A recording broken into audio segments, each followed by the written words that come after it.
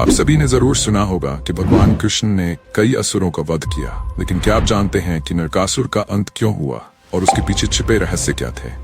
ये सिर्फ एक युद्ध नहीं, बल्कि धर्म, प्रेम और न्याय की अनोखी दास्तान है। एक ऐसी कहानी जो आपको अंधकार और प्रकाश की इस अनोखी लड़ाई में खींच ले जाएगी।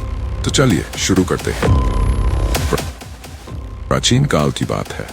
पृथ्वी पर नरकासुर नामक एक असुर ने आतंक मचा रखा था।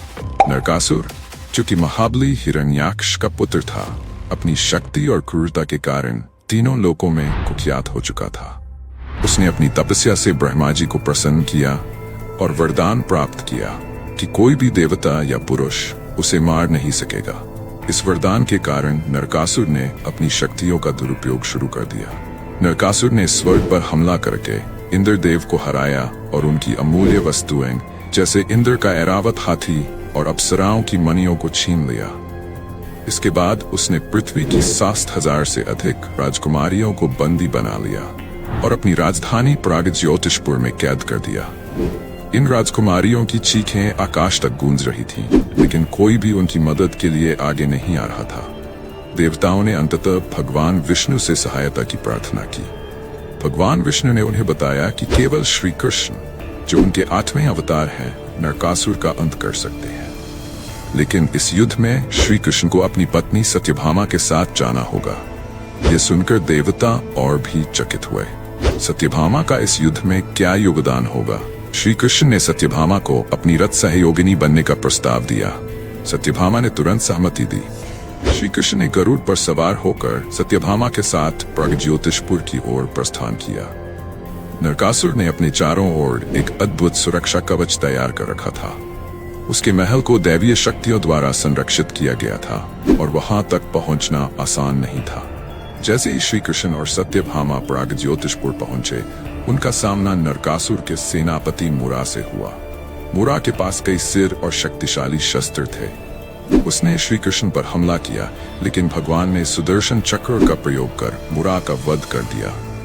इसके बाद नरकासुर के पुत्र ने युद्ध में कदम रखा, लेकिन वह भी कृष्ण की दिव्य शक्तियों के सामने टिक नहीं सका।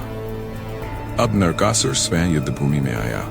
उसके क्रोध और अहंकार से आकाश भी कांप उठा।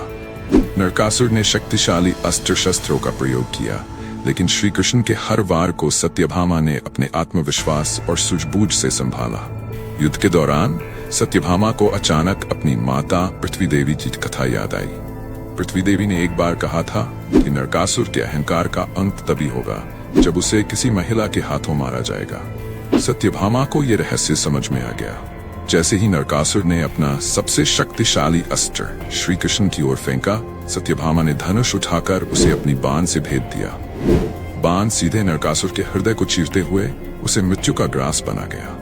नरकासुर की मृत्यु के बाद उसकी कैद में फंसी सभी 16,000 राजकुमारियों को मुक्त कर दिया गया। श्री कृष्ण ने उन्हें आश्वासन दिया कि उनका सम्मान सुरक्षित रहेगा और समाज में उन्हें कोई अपमानित नहीं करेगा। उन राजकुमारियों के सम्मान की रक्षा के लिए श्री कृष्ण ने प्रतीकात्मक रूप से उनसे विवाह किया। देवताओं ने श्री कृष्ण और सत्यभामा की विजय का गुणगान किया। इस घटना ने यह सिद्ध कर दिया कि अहंकार और अन्याय का अंत निश्चित है, चाहे वह कितना भी शक्तिशाली क्यों न हो। तो मित्रों, ये सिर्फ नरकासुर के वध की कथा नहीं, बल्कि ये सीख भी है कि जब भी अधर्म बढ़ेगा, धर्म उसे समाप्त करने के लिए अवश्य आगे आएगा।